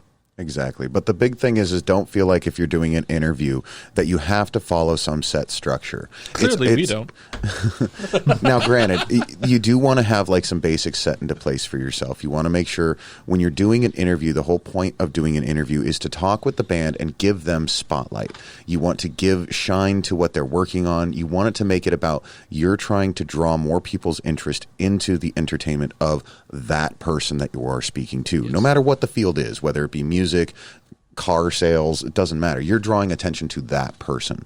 So, but you don't have to feel so afraid that you have to stay on point with your questions the whole time. You can have a natural flowing conversation. And if it drifts off, it drifts off. Just bring it back at some point after you've had some fun and continue on. The more open and researched your questions are to the artist that you're speaking with, like James. Welcome back, James. I see that you've popped back on again. The more possibility that it is that you can have a natural conversation. Most interviews, when you see them where the people feel stiff, is because it is stiff. You got to loosen up. The world doesn't want to hear the same 10 questions asked to every band. They want to just hear what they're about. They want to know their expressions. They want to know what's their interests, their humor, what they do on a day-to-day life.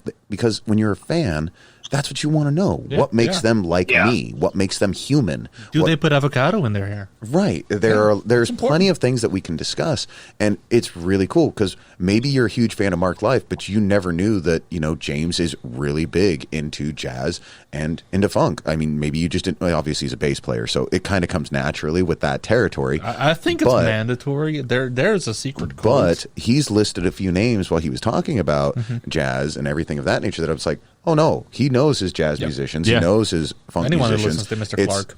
It's one of those things where you want to take and let that shine. It's not so much about it needing to be specific bullet points. And if you know it's going to be like a 5 to 10 minute interview, that's okay if you got to condense that down a little bit.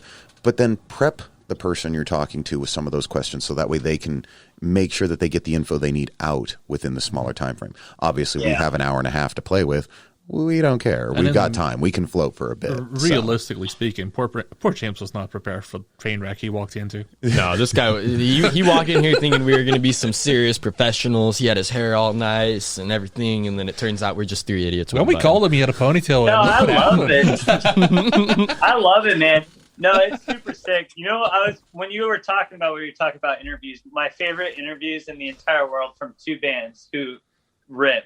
System of a Down interviews, because they get interviews every single day they're on the road, and they get asked the same questions over and over. So they're just like, so we were writing a Batman type record, and then we did a Superman type record, and we're like totally fucked up. And they don't give a fuck because they've been asked the same questions every single day, 3 times a day for an entire year and a half. And the amount of disrespect that they throw at please give us a real interview.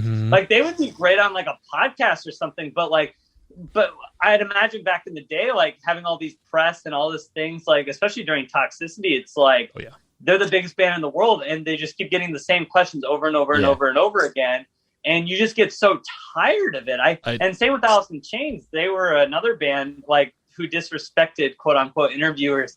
But it's because they kept getting nobody was trying. They just kept writing up, are you on new X amount of drugs? And it's I don't want to talk about my drugs. I want to talk about the music. You know what I mean? I got to say, I think my favorite interview question answers are when members of Slipknot are asked about the masks. Yes, God, do they hate that question more than anything? They're like, yeah, we've been wearing masks for 10 fucking plus years. No, I think they just start asking. My ass? I think the last ones I've seen is they just start asking questions about the interviewer's face now, as a response. Yep. So that mole,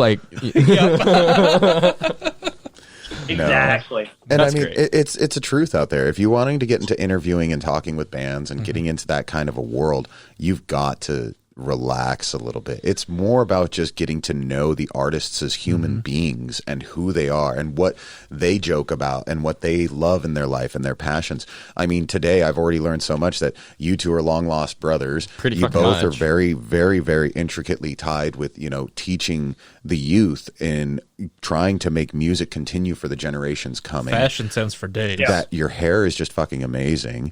And that you used to be in a band that was so... Other kind Trevor. of fashions. Jesus, I'm so dumb. I'm so sorry, James. You didn't need to see that. Nobody needed to see that. But it's one of those things that it's he also used to be in a band that used to be kind of like what I do, which is that crazy over the top, let's just have some fun and just go bonkers with the crowd. I love it. That's my favorite kind of music to see live because you walk into a club, maybe you don't know who's playing that night, but you like the venue. You have a few beers, and then this guy like you comes up with a superhero cape and his dad bod's superhero, and you had no idea that you were going to see that night. Those were some of the types of bands that made my night just so much better. And a few bands in Arizona that we played with that were kind of that caliber of entertainment were there's this band called Treasure Mammal that's just insane. They have giant blow up crap on stage. They got multiple drummers. They're screaming at the audience. They're having a disco at 1 second, and then all of a sudden it's something crazy, and they're going insane and wearing these crazy. I'm what did I sign up for? And then another band that my old band used to play a lot with was called Playboy Man Baby. They're starting to see some success now. I know really Playboy cool. Man Baby. I've Playboy Man never Baby heard is of awesome. them, but I gotta Yes. check that out. Yeah, they got really. It's like low key. They got super big on TikTok, but like we know, like me and my How have I homies, not like heard of know this? Robbie and like the guys in the band, and it's just funny because like they've just been grinding on this thing for so long. I'm like I've only known them for a short part of their career, but like because they've been going forever, and like I'm just so proud of them because like I was able to be like at a few really good shows with them. One of the last big shows I played was New Year's Eve at the Crescent Ballroom on 2020 drop, and we were all like in the back in the green room like, man, 2020 is going to be the best year ever, dude. We're on the top of our game. We're playing Crescent Ballroom for like 350 people with Playboy Man Baby, and everyone's like drinking and partying. And then 2020 was like yeah, but hindsight after all. but it was still a good year. Honestly, I'm an optimist. No matter what happened last year, I learned more about myself. I got better on my instrument. I'm happy. Fair. So here's what I need from you. Since you really enjoy that type of music, do you have a pen and paper close to you? Yep. Okay, I need you to write these two bands down. One of them, I'm just gonna. Oh, you know one of them. Do you think I might know one of them? I might. I was honestly. Okay. All right, give me the names. I'll write them in my notes. Okay, are you ready? 1 second. Yes, I am now ready. Okay, the first one is Steak Sauce Mustache. Steak Sauce Mustache. I am about that name. You absolutely need You'll to look be them up. even more You about will. it. You will. They will absorb your life. And then the other one is American Standards. Oh God, I I forgot. thought Oh were in yeah, Florida, man. I know American Standards. Oh my God, those guys are a riot to watch live. Now, Steak Sauce Mustache is hands down, and I've said this on so many different episodes that we do. We'll get into Every Steak single Steak Sauce Sauce in a minute, Mustache I'm is sure. hands down my favorite band in the world to watch live. They're Same. from close to our area in Oregon, Medford. and American Standards is freaking awesome too. They love to go wild. They don't do the over the top, but they are just They're pretty wild. crazy. My old band played with American Standards before. That's dope. Yep. That's awesome. I They're could see such that. killer guys. I can see Isn't that. Florida Man pretty wild and out there too? Name Florida wise. Man is more wild and out there for their art and their music style. Okay. But No, another, Lydia Can't Breathe. another good one is Night of the Living Shred Oh, too. God, yes. Those guys are friggin' hilarious. The living shred. Dude, Yes. you want some funny ass shit? Go check them out. Their albums are just as funny as their live performances. It's great. That's awesome. I love the beauty of having a show like with those types of bands where it's just like a little like out there enough, but they're also like musically tight, and it's like it just adds to the humor of the experience. Mm-hmm. Oh, You're yeah. like, man, sure. these guys are hilarious, and they've got a shtick, but they're also like pretty freaking good. It's like it makes you like you're just like satisfied when you leave that venue. Oh yeah, it's an absolute treat, and you never forget that Yeah, show either. For sure. Well, Yeah, totally. It's that time. I think it's that time. So, ladies God. and wait, but we never got to show them your cold Oh hearts. yeah, go ahead. Okay, and do that. so I gotta- This is a little clip of my band, Cold Hearts. It's a little clip of it where it's not like a full minute or anything like that. So here we go.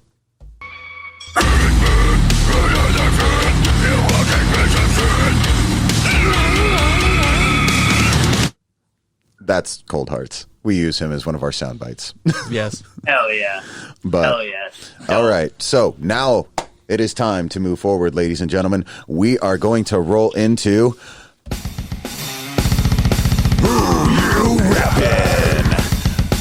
the part of the show where we all come together and talk about what artists we are repping for the day. So, James, let's start with you, big guy. What are you repping?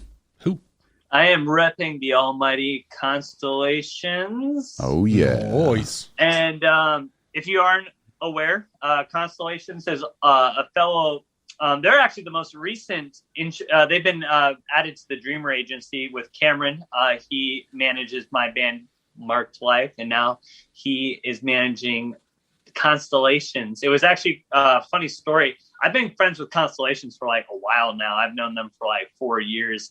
They're probably my favorite as far as like quality live and in their production, just the whole package. But they're like the hottest band. Like they sound super good live. They're super kind. They're super professional. And they also, their record, like, dude, like Shay, their drummer, his production is just, he's going to be like that guy. Like, I guarantee he's going to be like he'll be Will Putney. He'll be like somebody net one day. Like this guy makes them sound so good. And he does it all in house. He's just that good. And I've always been a fan of his work that he's done with other bands in Arizona and what he's done with Constellations. And he just is super killer person, super killer producer. If you need work done, Shay, so good. What kind of genre would you put Constellations in? Like, what kind of fans of would listen to it? Okay. I would say, like, vocally, like, the work that Brie does kind of reminds me, and I know some of her influences, but she wrote, like, some of those. If you're a fan of, like, 2000s alternative, like Paramore or anything of the like, you're going to love the vocals in that band. And I'm a fan of that style and that approach. But as far as instrumentally speaking, if you're, like, anywhere, like, I mean, if you're anywhere from, like, I just like a catchy, like, poppy big production with real instruments to, like, I'm a huge fan of, like, you know, maybe some of the bands that, you know, like when we were playing on the Spite shows, like those type bands, like Spite Burials, etc. Like if you're like big, heavy bands, but like with that other category of alternative that kind of like makes it a little bit more like, oh, like I'm not like just getting like destroyed. I really destroyed like light. them. It's like punchy production, heavy as all get out, especially on their new stuff. Like one of my favorite songs is Cursed. And I remember the first time they played that live before they'd recorded it. And I was like, dude, that is the coolest song ever. I was like, dude, you guys got to record this. And now I got to hear it like when it got finished. I was like, oh my God. I was like, awesome. Like, this is so heavy. That's awesome. That's awesome. Yeah, no, we brought up Constellations, I believe, when we were talking with Cameron of the Dreamer Agency.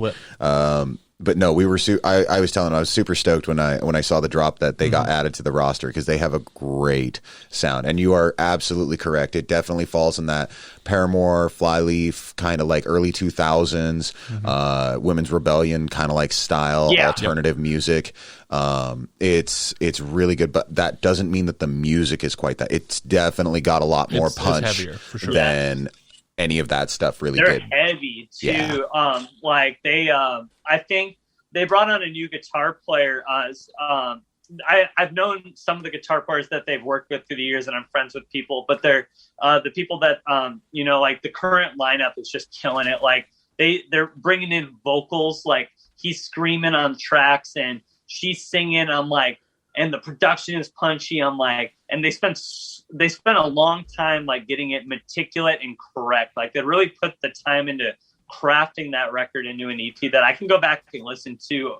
And I like the songs, but I'm a huge fan of good production. So like when I hear something like that, it just makes me like super satisfied. Like when I go in my car, I'm like, bam, I'm like, oh, I'm getting hit in the face. That's something I love. So yeah, if anyone out there, go check them out. And live, they sound amazing. They're super tight live.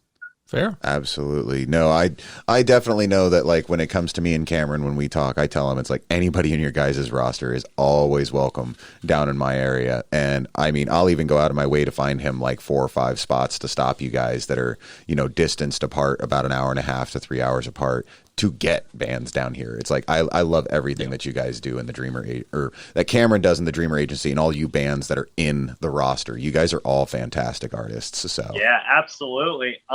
It was actually funny. I was telling Bree, the vocalist, about this interview today. I was just like, man, dude, I can't wait till shows come back, dude. We got to go on a week tour. We got to like just like hit the whole West Coast. I'm like, I'm doing this podcast with you guys. I was like, now that you're mentioning my dude, yeah, we have to do that. Like, just bring like a Dreamer Agency like type of lineup, 3 or 4 bands, and just hit everything on the West Coast. That's and, awesome. like, You guys can tour us one hell of a package. That would be one hell of a package. Yep. Yeah, that'd be dope. All right, so with that, I'm going to move to Jan now. Jan, who are you repping? Well, we talked about him for a moment. I am repping Steak Sauce Mustache. Absolutely. yeah. I am repping the. I don't even know how to fucking describe this shirt. Eric is an absolute man beast on the drums, and my God, does he make for an interesting shirt? Yes, he does. And I love the little "so cute" right there.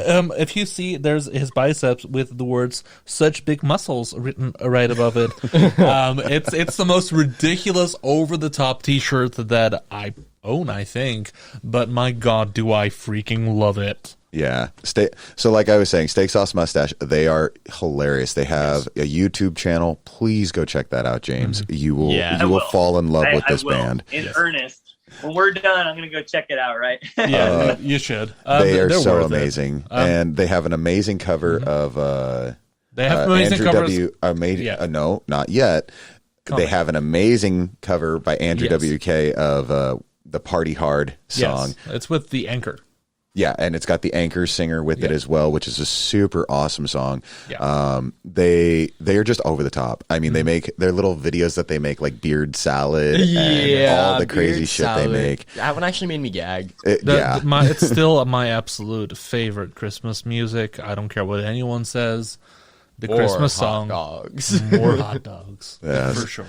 Once you see it, go check it out, and They're you will worth fall a in listen. love. Absolutely. And if you have the chance to see them live, absolutely do it. That is the best way to experience this band, bar none. Whatever you see in their music videos, all the crazy like pool noodles, balloons, people in costumes, toilet paper shooting, people in diapers running around, all of it is a show. That is sleeping all bag. shit that they do as shows, and it is so outrageously over the top. Yeah, I you love would not bands tell like that from an man. album. They don't care. They're just like, dude, we're here to like blow people's minds with how weird we can get in one, like, even if it's 30-minute set. That's even better, dude. The shorter the set and Yeah. the harder you can go, dude. It's like you like walk out, you're Yeah. like, what just hit? It's Straight like a up. bomb went off. You're like, what hit me? Steak Sauce isn't a show; it's an experience, and you should have it. Yes. Oh, I love that you said that. I used to say that all the time about Treasure Mammal. I'm like, it's not a band, it's an experience. You have to just go see them, man. I have this story about Steak Sauce. It was one of the first times that I saw them. We were playing on the same little festival as them in Walla Walla. And, like, pretty sure mid-set Taylor said, because I was drunk at this point, but I went outside to smoke a cigarette, and I walked a little bit away because I was scared of puking, and I didn't want to puke around people. But this dude comes out in a fucking diaper, jacks a cigarette outside of someone's hand who's rolling it. I think it was, like, Jared Dines or someone, he said. And he fucking eats it. And then, like, jumps in a dumpster and he's like, the show's in there, not out here. Why you out here smoking cigarettes? Like, the dude's just fucking wild. Yes, Yeah. no, he is absolutely. But he is one of the most smartest, articulated motherfuckers I have ever met in my life. 100%. Episode 10. Yeah, if you want a good idea of like what the guy's like in person, we actually interview Taylor with us, and we talk about merch in the music industry. And the dude's We talk just about a lot of shit. genius. I mean, he's a super smart Poetic cat. assassin. Yeah, I mean, he's such a cool cat. Yeah. But Trevor, who you repping? I'm Old repping school. that old school Suicide Season, Bring Me the Horizon tank Dude, I top. was gonna say, I'm like, Like, I recognize that. This is one of the limited 150 round that they did in the beginning. Now you could probably go on Impericon or somewhere and fucking find it because they want to make the money off the reprint. But this one was one of the original 150 that came out with the Suicide Season Deluxe because it's green instead of red. And I don't remember who exactly bought it for me or when we went and saw them, but I know that this was a gift, but it was a long time ago. But if you don't know who Bring Me to Horizon is, you got to go check out Pray for Plagues, Tell Slater Not to Wash His Dick, and Braille, because those are the most heavy songs they got. That's awesome. Sam's a huge fan. He would probably want to buy that off you. Dude, this one's been skated to hell. Like, all the seams are ripping. There's holes all over it. Even better, dude. Like, Even better. Skated, Adds to the value. it's skated to hell. Barely qualifies as a shirt anymore. Like, everything is fucked on this tank top. That's just called breaking it in. That's no different than my battle vest, dude. I love all the tears and Yeah, shit no, in it, same. so- I have a couple of other Bring Me the Horizon tees that have just been skated to death that I don't wear. So, we got to talk about this, dude. What? The shameless self-promotion. I just Hey, I wanted to wear did a it. different hat. dude. Okay, so I guess it's down to me on who I'm repping. So my hat is a Papa Bear and Associates hat. That is my label. Ego. That is my industry. It's not an ego. I don't rep myself ever, so I think aimlessly it's plugged fair. Cold Hearts in this episode. Yeah, so. he's the shameless plugger, not me. But no, I'm wearing a Papa Bear and Associates hat. I just wanted to wear something different. Almost the last, I think, 4 or 5 episodes, I've been wearing a hemlock hat. And it's like, I needed to change it up a little bit. But, you know, so now, real quick before I say who I'm wearing on my shirt, you guys consider yourself to be progressive new metal? Is that correct? Yep, that's the term that they're going by. And the more I sit on the term, the more I'm starting to feel it, especially considering the direction. We're always writing and stuff. And, like, I really like the term. At first, it was kind of weird because I'm like, I like new metal and I like progressive. I'm like, but how is this? And I was, like, trying to, like, reason with it. But then I was like, you know what? kind of makes sense. I'm like, yeah, I would agree. Progressive new metal is what we do. God, Trevor, he's a genre nerd too. Dude, we're fucking long lost brothers. Straight up, we are long lost brothers, bro. Okay, so the band that I'm representing, I talked about them in the earlier episodes because I had just discovered them. This is the band Tala. Have you ever heard of them, James? No, I have not. Oh my God. So they consider themselves new core. And if you haven't heard them, this is hands down the band that has reinvigorated my love for music. Like, and I don't know how to express that. When I found this band earlier in 2020, I found them, I think, probably around October. Yeah, somewhere around it was there. like it was a month or so after I moved. Yeah, it was about November. Okay, so then it would have been August, September, October, November. Yeah, November, somewhere right in there. I discovered this band. I shit you not. These guys kept making fun of me on every episode because I was always talking about Tala.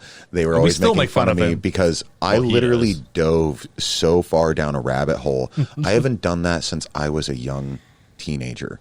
Like, this band literally has reinvigorated everything I love about the music industry, because when I fell in love with music, so I've always had a love for music, but when I got into like metal and rock and punk and everything of that nature, it all started with Korn, because I was raised up in a family that was kind of more Christian, listened to only country. The heaviest band I'd ever heard was U2.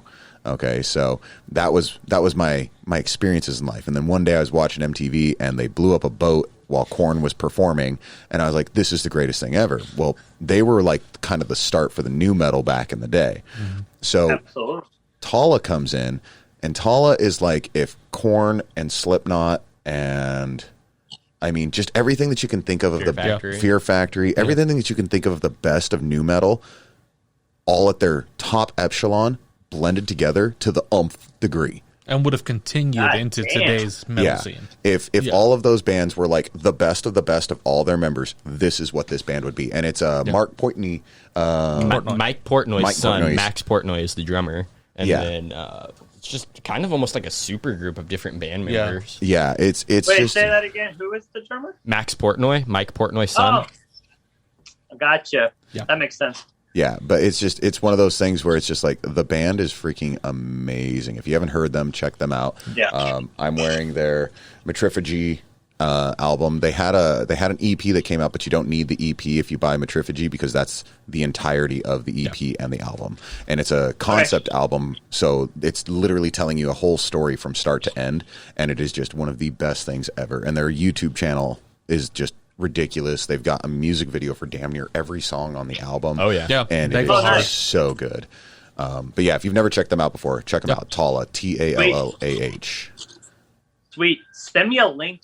I want to hear that. We'll throw you some after this, for sure. For sure. It's funny when you mention Korn, because Korn is hands down one of my favorite bands of all time as well. I love, like, when I heard Korn for the first time, because like I got into like Megadeth and Slayer and all the big four and whatever, and I was like, wow, this changed my world. But when I heard Korn for the first time, it's like the first time that I was angry like when I was listening to that other music, but like this was the first music that like made me like it like brought like shivers. I'm like, this is what it's about, like to feel what he's feeling. And the delivery was really intense. And that's something that, like, if I had a dream producer, it would be the guy who worked on Korn 1 and Slipknot's first album. I always forget his name off the top of my head, but like I keep telling the guys, I'm like, dude, if we ever have the chance, like I want to work with that guy, because this guy like throws stuff at you while you're recording. He's like shaking you. He wants you to feel something when you're playing your instrument. I'm like, I want that. I want to leave with like needing a therapist. You know what I mean? Hey, just so you know, you might need one after this podcast. Fair. Probably. I've been needing one ever since. Right. But yeah, no. But yeah, so I will definitely shoot you. Like, pulls it out of you. I'm like, and just the fact that you're mentioning like those influences for this band, it's like, man, I'm probably gonna love them. So no, Tala is freaking amazing, and every one of their members is so damn talented. Their singer literally can sing like almost he does YouTube videos and shows 12, off 13 like different styles in one. And he'll do it in one song, and then he'll he is showing off, but he's like, dude, I've got the talent, why not? Right. It's just like, now he doesn't do it every song, but I mean, God, he's so friggin' amazing. He does the Starving Lights channel, doesn't Hungry he? Lights. Hungry Hungry Lights. Lights. Thank you. Yeah. But yeah, no, just amazing. I'll send you links for sure because you definitely want to check them out. But yeah, I love a hard flex in the vocal department. That ain't me. right. But anyway, with that being said, I think we're just about ready to wrap up this episode. Sure. Is there anything else you would like to plug while we got you still on here, James? Cool. Not really. I mean, check out the newest single, Lose Someone by Mark Life, if you haven't already. Link in the description. Like I was saying earlier, Constellations, definitely a band you want to be checking out.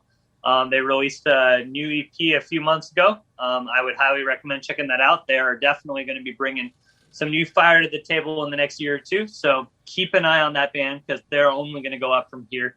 Yeah, I mean, that's really about it as far as that's concerned. Check out the Dreamer Agency and the whole roster of bands that we're associated with. Cameron is honestly, seriously, like one of the greatest managers, and he has curated this really solid group of musicians. Like when he added Constellations, it was really funny actually because we were out in LA when Safe Room came out, and we were at Greg's house from We Are Triumphant. We're having like a meeting and hanging out and doing whatever, and just like it was pretty low key. But I was telling him, I'm like, you got to check out this band called Constellations. I was telling Cameron about it, and he was like, oh yeah, I'll check it. And then like 8 months later or whatever, 9 months later, I'm like, oh, dude, I love that. I'm like, you found it again. I'm like, I don't think I had anything to do with that, but like it came up again. Like he saw it at some point. I was just like, thank you. I'm like, such a good band. That's awesome. Claim it. Why not?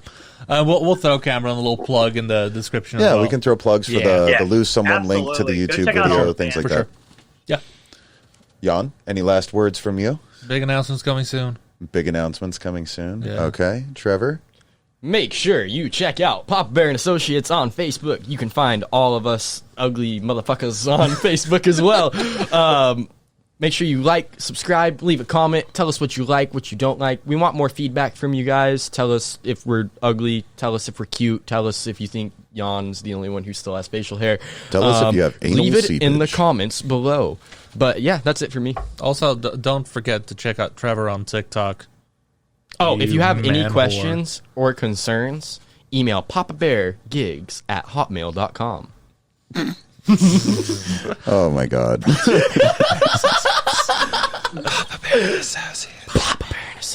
Anyway, with that being said, us weirdos are going to get off this channel. James, it has been an absolute pleasure with you. Thank you for taking the time with us today. And then, like I said, check out the links. We will have those posted in there. We'll have the video for Lose Someone link. We'll make sure to put in the Dreamer Agency, and we'll throw in a couple of little fun things just for the shits and giggles of life. Sure. Thank you for having me. I'm looking forward to meeting you guys in person with all the rest of the guys. Definitely down the road. I'd love to do this again with the whole 4 of us all together bantering, because I think you guys can get a kick out of all 4 of us together. I think it'd be but thank you so much. Right. And stay on for a minute after. Also, it's great to finally reconnect with my long lost brother. We were split. We were split at fucking birth, bro. I mean, like, it's nice to finally reconnect. I've been trying to find you on Ancestry. Yo, Mom's been keeping it a secret, you know. I don't even know where to go with this episode. All right. Well, James, don't go ahead and clock off just yet. We're going to go ahead and end this episode, and then we'll chat with you a little bit more as soon as we're done with that. But with that being said, everybody, I am Papa Bear. This is Jan. Hi. This is Trevor. And that's James. And we just want to thank you again for another wonderful episode with episode 12. Thank you and much love. Papa Bear and Associates does not take any responsibility for sexual complications while listening to this program. Side effects have been known to include sweating, extended and unexpected erections, perked nipples, butt clenching, inflammation of the testicles, and anal seepage. Furthermore, if you are experiencing any of these symptoms, you should make sure to send us your non-graphic pictures for our viewing pleasure. Thank you and much love.